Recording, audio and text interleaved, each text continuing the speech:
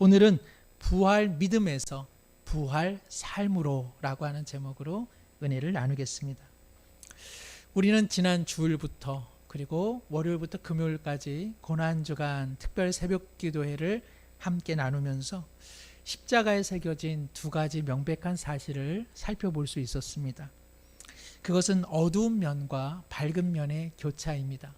십자가에는 분명 어두운 면이 있습니다. 그리고 또한 밝은 면이 있습니다. 십자가의 어두운 면은 무엇입니까?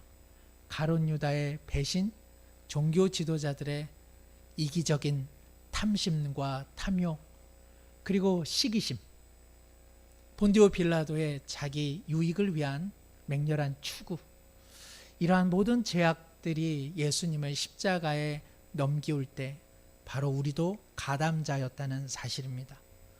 어떻게 사람이 저럴 수 있을까?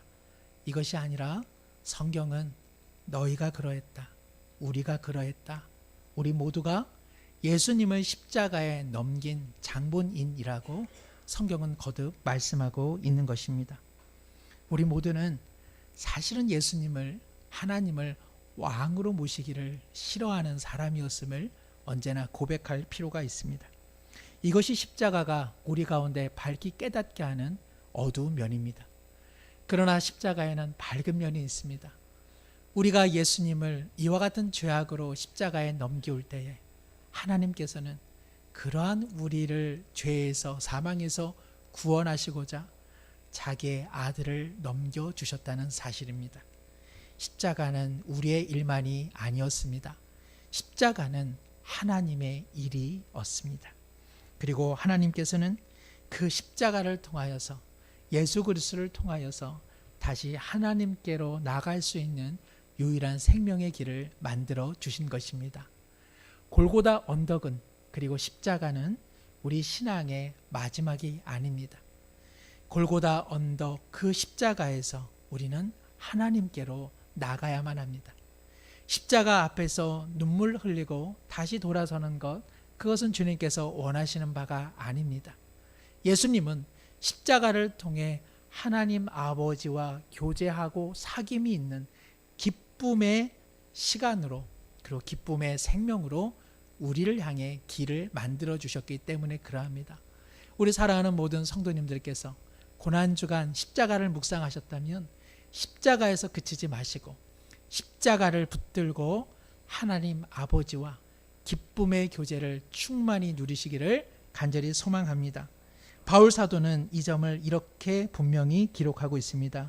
로마서 5장 10절, 곧 우리가 원수 되었을 때에 그의 아들의 죽으심으로 말미암아 하나님과 화목하게 되었은즉 화목하게 된 자로서는 더욱 그의 살아나심으로 말미암아 구원을 받을 것이니라.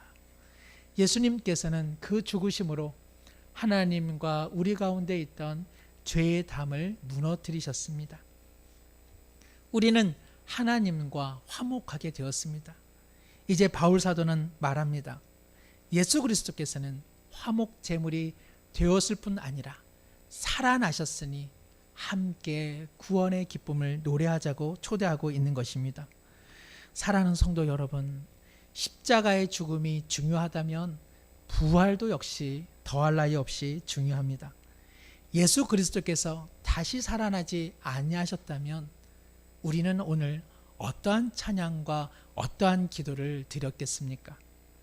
만약 예수님께서 우리의 죄를 위해 십자가에서 죽으셨으나 다시 살아난 일이 없다면 오늘 우리 부활절 있겠습니까? 또 우리는 오늘 어떠한 주일 예배로 주님 앞에 나갈 수 있었겠습니까? 예수 그리스도께서 십자가에서 죽으심으로 모든 것이 마감되었다면 오늘 우리는 애도의 시간을 끊임없이 보내야만 했을 것입니다. 예수 그리스도께서 다시 사신 부활이 없다면 성탄절은 고통과 슬픔의 서막에 불과한 것입니다. 오랫동안 사법고시를 준비하던 분이 10년 만에 합격하게 되었습니다. 얼마나 기쁜 일입니까? 사람이 물어봤습니다. 누구에게 이 기쁜 소식을 가장 전하고 싶습니까? 누구였겠습니까? 어머니였습니다. 말없이 10여 년의 긴 시간들을 희생과 눈물과 따스한 격려로 말없이 힘을 보태주었던 어머니, 그 어머니에게 영광을 드립니다. 그러나 이내 이 아들은 눈물을 흘립니다. 왜냐하면 사시에 합격되기 얼마 전에 어머니께서는 돌아가셨기 때문에 그러하죠. 아들은 합격증을 들고 어머니 묘소를 찾습니다. 어머니 덕분에 합격했습니다. 그러나 어머니에게 미처 이 소식을 알려드리지 못해 그저 죄송할 뿐입니다. 사랑하는 성도 여러분, 죽음은 무서운 것입니다. 죽음은 기쁨의 소식도 다 사라져버리게 하는 것이죠. 주님의 십자가를 붙들고 우리가 찬송할 수 있는 이유, 주님의 십자가가 우리의 능력이요 감사라고 고백할 수 있는 이유는 예수 그리스도께서 죽으심이 다가 아니라 하나님께서 그 아들을 살리셨기 때문에 그러합니다. 성경대로 죽으신 그리스도를 하나님께서는 성경에 말씀하신 대로 다시 일으켜 살아나게 하셨습니다. 죽으신 그리스도, 그러나 다시 살아나신 그리스도이십니다. 오늘 골로새서 3장 말씀 본문에 바울 사도는 다시 살아나신 부활하신 그리스도를 전제하며 성도란 누구인가 네 가지로 기록하고 있습니다. 첫 번째 3절의 말씀입니다. 이는 너희가 죽었고. 성도란 어떤 사람입니까? 죽은 사람입니다. 무엇에 대해 죽은 사람입니까? 세상의 죄, 세상의 안목, 세상의 정욕에 대해 죽음을 선포하는 사람이 성도라고 성경은 말씀하고 있습니다.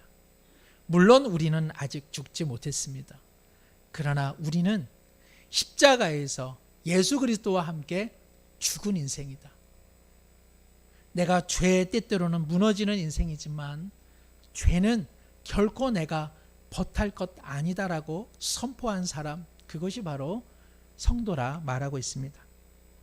이것이 우리의 과거에 대한 이야기라면 3절 이하에는 이렇게 말합니다. 너희 생명이 그리스도와 함께 하나님 안에 감추어져 있다. 지금 우리는 어떠한 사람이냐? 그리스도 안에서 하나님의 품 안에 숨겨진 생명인지라 자라나는지 성장하는지 잘 보이지는 않아도 그래도 하나님의 보호 가운데 있다고 바울 사도는 말씀하고 있습니다. 자라나는 것은 매일 지켜봐도 자라나는지 안 자라나는지 알지를 못합니다. 그런데 지나고 나면 언제 컸지? 언제 이파리가 나왔지? 언제 꽃이 피었지? 지나고 나면 생명에는 힘이 있기에 자라나는 것입니다. 사랑하는 성도 여러분, 우리가 그리스도와 함께 십자가에서 죽었으나 여전히 죄의 욕망으로 살아가며 우리 자신을 보면 누추하고 때로는 비참하기 이를 데가 없습니다. 그러나 우리는 고백합니다. 하나님께서 그리스도 안에서 우리를 품어주고 있다는 것, 하나님의 생명싸개로 우리의 연약한 생명을 보호하고 계심을 잊지 마시기를 바랍니다. 세 번째는 그러한 우리를 향한 미래의 이야기입니다. 4절에 우리 생명이신 그리스도께서 나타나실 그때에 너희도 그와 함께 영광 중에 나타나리라. 지금은 연약한 너희들의 삶이지만 그리스도께서 오시는 그날, 바로 그 마지막 날에 너희들은 영광스러운 하나님의 형상으로 완전히 변모될 것이라고 주님은 약속하고 계십니다. 사랑하는 성도 여러분, 죄로 인해 세상의 현실의 어려움으로 인해 지쳐가고 쓰러질 때에도 잊지 마십시오. 하나님께서 나와 우리 가정을 생명싸개로 보호하고 계시다. 하나님께서 그 마지막 날에는 이 누추하고 이 보잘것없는 내 인생을 하나님의 맏아들을 닮은 형상으로 끝내는 빚어 완성해 주실 것이다. 이 믿음으로 이겨나가시는 우리 모두가 되기를 간절히 소망합니다. 자, 그러면서 바울 사도는 3장 1절에 그러므로 너희가 그리스도와 함께 다시 살리심을 받았으면, 너희는 누굽니까? 성도입니다. 성도는 누굽니까? 그리스도와 함께 다시 살리심을 믿는 자가 성도라고 바울 사도는 말씀하고 있습니다. 꼭 기억하십시오. 성도란 누굽니까? 주일을 잊지 않고 예배드리러 나오는 사람, 성경과 찬송을 읽고 부르는 사람. 성도란 그리스도 십자가에서 함께 죽고 그리고 그리스도를 다시 살리실 때 하나님께서 나도 살리셨구나, 이것을 믿는 사람이 성도입니다.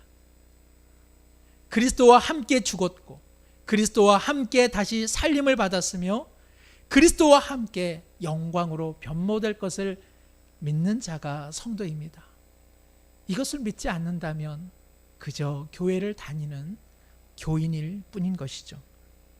사랑하는 성도 여러분, 우리 모두는 이 십자가의 믿음, 이 부활의 믿음을 다 갖고 계신 줄로 믿습니다.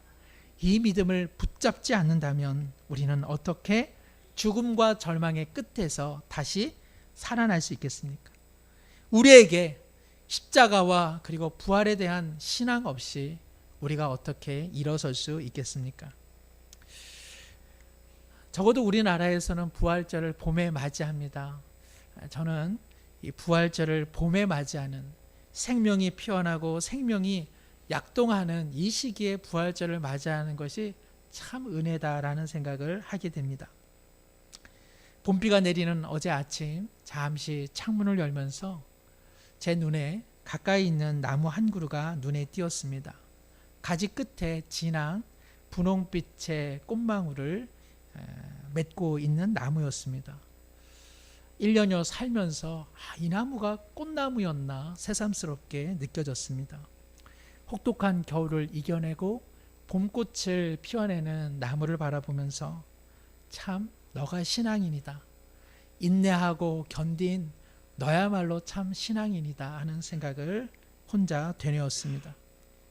꽃나무를 바라보면서 늘 느끼는 것은 뿌리에서 가장 먼 곳, 그리고 가지에서도 가장 먼 곳, 그 끝에서 놀랍게도 봄은 피어나고 꽃은 피어납니다. 가장 먼 곳, 끝난 곳에 그 끝에서 봄과 꽃이 피어난다는 것은 참 경이로움이요 신비라는 생각을 늘 하게 됩니다. 우리말에 끝났다는 말이 있습니다. 끝이 났다는 것이죠. 그러나 신앙적으로 보면 끝에서 났다라는 의미입니다. 끝났다라고 하는 것은 종결이 아니라 끝에서 다시 나는 시작을 의미하는 것 아니겠습니까? 우리는 이 믿음을 갖고 살아갑니다. 끝이었던 십자가, 바로 그 끝에서 부활과 생명과 우리의 구원의 완성이 이루어진 것입니다. 3장 1절과 2절 말씀을 함께 한번 읽겠습니다. 그러므로 너희가 그리스도와 함께 다시 살리심을 받았으면 위의 것을 찾으라. 거기는 그리스도께서 하나님 우편에 앉아 계시느니라. 위의 것을 생각하고 땅의 것을 생각하지 말라. 어떤 의미입니까? 부활 믿음이 있느냐? 부활 믿음이 있다면 부활 삶을 살라고 오늘 성경은 말씀하고 있습니다. 부활의 삶을 산다는 것은 무엇입니까? 땅의 것을 생각하지 않는 것. 땅의 것을 땅에서 살면서도 추구하지 않기 위해 노력하는 삶.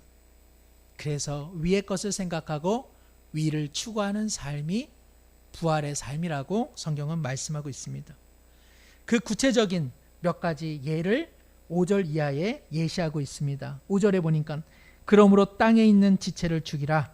곧 음란과 부정과 사욕과 악한 정욕과 탐심이니 탐심은 우상 숭배니라. 또 8절 9절입니다. 이제는 너희가 이 모든 것을 벗어버리라. 곧 분함과 노여움과 악의와 비방과 너희 입에 부끄러운 말이라. 너희가 서로 거짓말을 하지 말라. 옛사람과 그 행위를 벗어버리고. 바울 사도는 진정한 성도라면 부활 신앙 고백을 넘어서서 부활의 삶을 살아내야 하고, 바로 부활의 삶을 살아낸다는 것은 위의 것을 추구하는 것이라 말씀하고 있습니다. 위의 것을 추구하는 삶은 추상적인 삶이 아니라 현실 속에서 탐심을 버리는 마음, 욕망을 내려놓는 마음, 이전에 행하던 악한 습관과 절연하고 이제는 낡은 옷을 벗어버리고 그리스도의 새 옷을 입는 언어와 행실을 도모하는 삶, 그것이야말로 위의 것을 사모하는 삶이라고 말씀하고 있는 것입니다. 위는 무엇입니까? 십자가에서 죽으셨으나 부활하사 이제도 하나님 보좌 우편에서 통치하고 계시는 예수님이 계시는 그곳, 그것이 바로 위의 것입니다. 사랑하는 성도 여러분, 부활 신앙, 부활 믿음 너무나 중요합니다. 그러나 거기에 멈춰 있어서는 안 됩니다. 부활을 삶으로 살아내지 못한다면 부활 신앙과 우리의 삶은 또한 괴리가 될 수밖에 없는 것이죠. 어제의 옷을 벗어 던져야 오늘의 새 옷을 입을 수 있습니다. 나에 대해서 자꾸 죽음을 선포해야 부활의 새 생명으로 살아갈 수 있는 것입니다. 부활 신앙은 고백하지만 부활의 역사적 사실은 누구보다도 잘 안다고 믿으면 그것은 위의 것을 그리고 부활의 삶을 살아내는 모습이라 주님 도와주옵소서. 누군가가 도박을 합니까? 주님, 이 도박의 자리에서 벗어나게 하소서. 그것이 아니라 주님, 도박하지 않겠습니다. 나를 도와주옵소서. 자신의 옛 자에게 죽음을 선포하고 새 옷을 입어 날마다 부활의 삶을 추구하는 것이야말로 진정한 부활의 성도라 할 수 있는 것 아니겠습니까? 많은 그리스도인들에게 신앙적 영성과 그리고 신앙적 가치가 무엇인지 설파해 준 유진 피터슨, 몇 년 전에 하나님의 부름을 받았지만 그의 잔잔한 이야기를, 그리고 그의 어린 시절 이야기를 언젠가 책에서 읽고 제가 한참 웃은 적이 있습니다. 초등학교 시절 이 유진 피터슨이 학교 생활 중 힘센 아이에게 괴롭힘을 당합니다. 놀림을 당합니다. 그러니 그 마음이 얼마나 속상했겠습니까? 체구가 작았던 유진 피터슨이 이래서는 못 살겠다. 내가 저 녀석과 한판 겨루기는 하나님의 섭리였을까요? 유진 피터슨이 아무 생각 없이 휘두른 주먹에 이 힘센 덩치 큰 아이의 코가 강타당합니다. 그리고 무엇이 납니까? 코피가 납니다. 코피가 났으니 승패는 이제 다 종결된 것이죠. 넘어져 울고 있는 그 덩치 큰 아이의 가슴팍에 올라갔을 때에 친구들의 환호가 있습니다. 피터슨, 갚아버려. 한 방 더 날려버려. 너 정말 힘센 친구였구나. 아이들의 환호의 목소리에 들떠서 유진 피터슨은 그 주먹에 힘을 더욱 북돋습니다. 그리고는 주먹을 들고 아이를 향해 한 대 때릴 찰나 엄마의 목소리가 그의 내면에 들려옵니다. 피터슨, 예수님을 믿는 아이들은 다르게 살아야 해. 피터슨, 예수님을 믿는다면 다르게 살아야 한다. 피터슨은 코피를 흘리고 있는 덩치 큰 아이의 가슴팍 위에 올라앉아 이렇게 말했습니다. 잘 들어. 너는 나를 끊임없이 괴롭혔어. 나는 너를 힘껏 때려줄 거야. 그렇지만 이 시간 너희가 만약 하나님의 자녀이며 그리스도 외에는 너를 구원할 자가 없는 죄인임을 고백한다면, 오직 그리스도의 십자가를 믿어야만 구원에 이른다는 사실을 너가 마음으로 받아들인다면 이제 나를 따라서 고백해. 그러면 때리지 않을 거야. 피터슨은 이날을 회상하면서 자기가 최초의 회심자를 얻었다고 고백합니다. 유진 피터슨의 따스한 웃음이 배어나오는 이 유년 시절의 기억은 그러나 우리에게 많은 것을 이야기해 줍니다.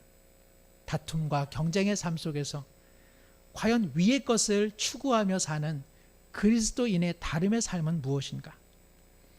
이 땅에 살면서도 땅의 것을 버리는 삶은 무엇인가? 어떻게 하면 부활 믿음에만 그치지 않고 부활을 삶으로 살아내어 무사람들이 예수 그리스도의 부활을 알게 될 수 있을지. 하나님께서는 부활의 고백보다 부활의 삶에 통해 영광 받으신 것 아닌가? 우리는 스스로 질문하게 되고 답이 되어 살아가야 하지 않겠습니까? 남과 똑같이 살면서 단순히 부활을 믿는다는 것만으로 어떻게 하나님 앞에 영광을 올려드릴 수 있겠습니까? 사랑하는 성도 여러분, 쌀은 지고 가면 짐입니다. 그러나 쌀을 밥해 먹고 가면 뭐가 됩니까? 힘이 됩니다. 신앙도 마찬가지입니다. 말씀도 마찬가지입니다. 십자가도 마찬가지고 부활도 마찬가지입니다. 지고 가면 짐입니다. 그러나 말씀을 먹고 십자가를 먹고 부활을 먹어 내 살이 되고 내 피가 되면 그러면 그것은 힘이 됩니다. 십자가를 먹지 못하고 부활을 먹지 못하고 다만 입속에서만 웅웅거리면 그것은 짐일 뿐입니다. 그러나 십자가를 먹고 부활을 먹어 소화시켜 내 살이 되고 내 피가 되면 그러면 십자가의 능력과 부활의 능력이 나타나는 것입니다. 먹는다는 것은 무엇입니까? 끊임없이 묵상하는 것이고 끊임없이 생각하는 것이고 끊임없이 내 안에 채우는 것입니다. 고난주간 부활절을 보내면서 그저 고백만으로 지낼 수는 없는 것입니다. 옛 자아를 버리려고 하는 끊임없는 노력, 그리고 새 옷을 입으려고 하는 끊임없는 훈련과 반복이 없다면 그것은 그저 한 절기를 보내는 고백에 불과한 것입니다. 우리가 십자가와 부활을 끊임없이 묵상하고 이 땅에 살면서도 위에 계셔서 우리를 통치하시는 주님의 은혜를 밥 먹듯 먹고 마시고 그리고 누린다면 오늘 4절의 말씀, 우리 생명이 그리스도께서 나타나실 그때에 너희도 그와 함께 영광 중에 나타나리라. 이 말씀이 반드시 성취되어질 줄로 믿습니다. 기도하겠습니다. 하나님 아버지, 1년 내내 부활의 삶을 살아내는 우리 모두가 되게 하옵소서. 이를 위해 탐심과 시기, 이기적 마음과 부끄러운 말들을 내려놓게 하여 주시고 위에 계신 주님의 통치를 받으며 살아가게 하옵소서. 이제까지 부활 믿음만으로 살았다면 주님, 부활을 삶으로 살아내어 하나님 앞에 진정한 영광을 나타나게 하여 주옵소서. 이후에 드려지는 칸타타 귀한 찬양을 통해 영광 받아 주옵시고 섬기시고 준비한 손길 함께 이 찬양 마음으로 올려드리는 모든 성도들에게 주님 은총을 내리어 주옵소서. 예수님의 이름으로 기도드리옵나이다. 아멘.